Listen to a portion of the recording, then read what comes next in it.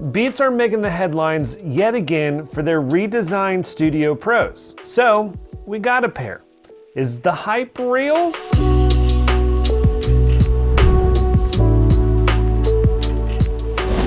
Beats have taken so much of the consumer audio market share that I don't even need to say headphones for you to know what I'm talking about. Good job in that regard, Beats. But I'm here today to test how they stack up against our top pick, the Sony WH-1000 XM5s. Sony's latest noise-canceling headphones had all of us impressed here at Moon Audio, which is saying a lot for an under $400 headphone. The Beats have also released their latest iteration of the Studio Pro for $349.99, and it's getting all the praise around the interwebs. So it got us thinking, is the hype real? We haven't necessarily seen many audiophile takes, so here's one from us.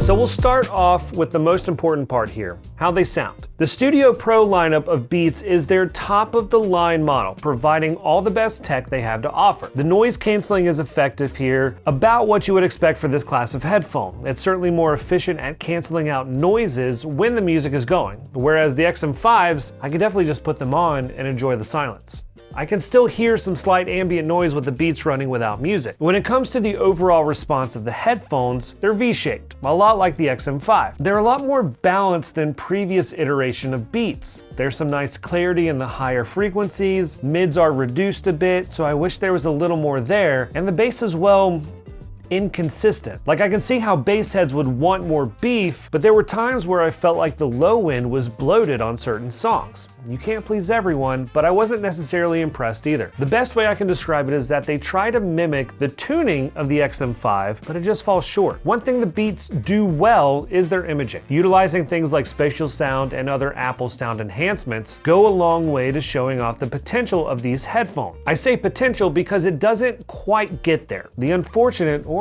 fortunate, however you look at it, thing here is that the headphones sound best when cabled. The USB-C cable allows you to access true high-res music, unhindered by wireless compressed audio. I used our Black Dragon USB cable to get the most from this. They actually sound quite nice this way. It's just a shame that in order to get the best sound out of a wireless headphone, I have to use a cable. Kind of defeats the purpose. Now, Sony has done it right. The XM5 has best in-class noise canceling as far as we're concerned. Pure silence, even without music playing. The processors and chips just handle it a lot better than the competition. You have to hear it to believe it. Especially when A/B testing one right after the other here, it's readily apparent that the Sony WH-XM5 is superior when it comes to ANC. That's just a fact. Like the Beats, the XM5s also had a driver redesign from the previous generation. The new drivers provide more dynamics, clarity, especially in the upper frequencies, and it's a more nuanced tuning overall. It's like wiping away a full layer of dust on your furniture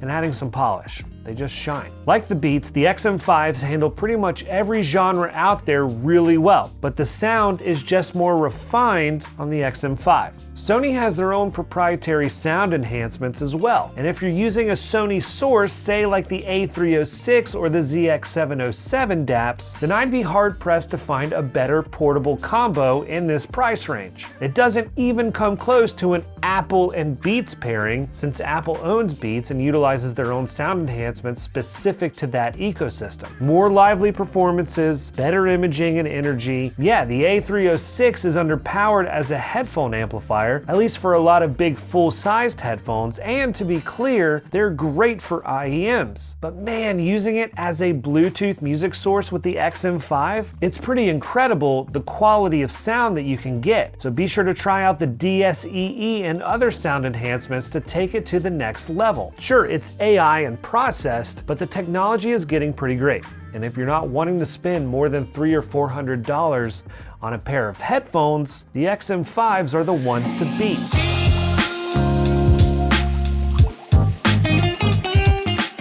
So right off the bat, the styling is nothing particularly special, but I'm a big fan of the blue. It's sleek looking, and although the cushioning is lacking in many respects, the Beats are much thinner than the competition. So it's actually nice that they don't jut out on your head like other headphones do. I wish the ear cups had a little more articulation for various fit and head sizes, and the clamping force in comparison is a bit tighter than the XM5. This makes them great if you want to use them for more rigorous activity like working out or running, etc. The Beats haven't had a design change in quite some time. I would have liked them to do away with the folding mechanism, but it's obviously working for them from a portability perspective, as they do fold up into a nice compact size. The XM5 could offer a few more color options like the Beats 2 to spice things up. In comparison, the XM5 feels much more premium. Smoother materials, smaller size, more flex, and even more padding. The added gesture controls are also super intuitive and easy to use, making the huge plastic button on the Beats ear cup feel like a toy. It just doesn't stack up in the comfort department. The XM5 doesn't fold up as compactly as the Beats do, but at least I'm getting better materials and more functionality right out of the box.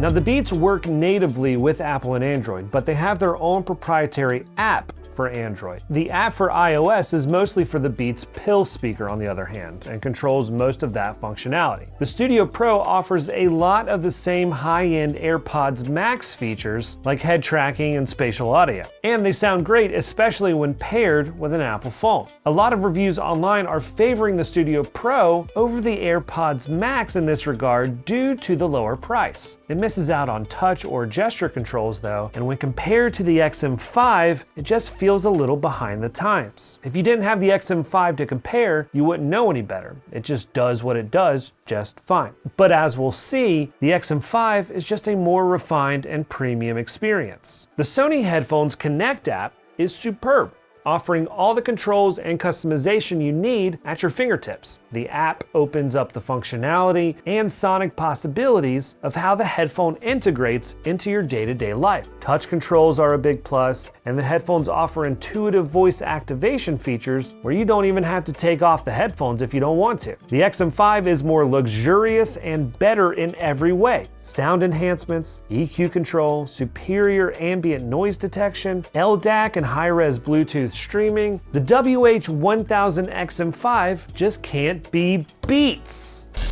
See what I did there? Okay. Get it?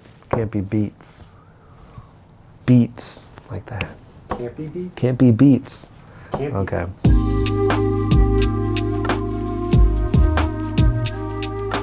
Yes, the new Beats Studio Pro is getting a lot of attention right now, and rightly so if you're already a previous Beats owner. That's the big thing here. Sure, it's an upgrade, but only relative to what Beats headphones came before. The Sony WH-1000 XM5 is still the noise-canceling wireless headphone king in our book for all the previously stated reasons. You can check out our standalone review in the description below for tons of additional information on why they're vastly superior to the competition. It's well worth the extra $50 for better materials, better ANC, much better sound quality, better and more features, and don't even get me started on this. God, I hate that. I hate that so much. If you want more information on how these two stack up, we'll put a link to the blog in the description below. If you like this video, be sure to give a thumbs up and remember to subscribe for more audiophile content just like this. Drop those questions in the comments below, and as always, thanks for watching.